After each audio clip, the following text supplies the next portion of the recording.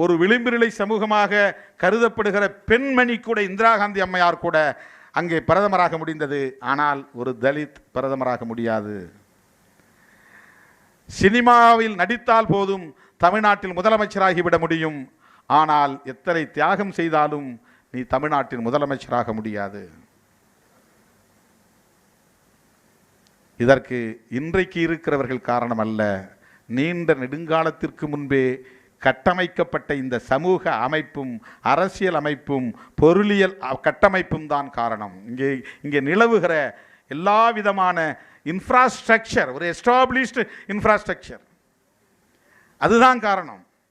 இப்போ அந்த கட்டமைப்பை புரிந்து கொள்ளாத வரையில் இந்த புறக்கணிப்புகளையும் சித்தரிப்புகளையும் நாம் எதிர்கொள்ள முடியாது, போராட முடியாது, முறியடிக்க முடியாது.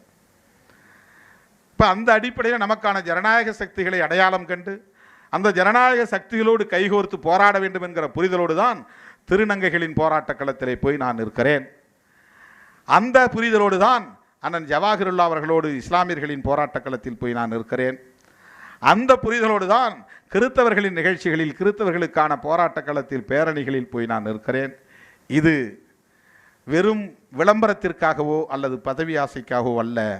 இங்கே கட்டமைக்கப்பட்டிருக்கிற இந்த விளிம்பு நிலை சமூகங்களுக்கு எதிரான சமூக அரசியல் பண்பாட்டு தளங்களில் இறுகி கிடக்கிற கருத்தியலை அல்லது ஆதிக்க போக்கை உடைக்க வேண்டும் என்பதற்காகத்தான்.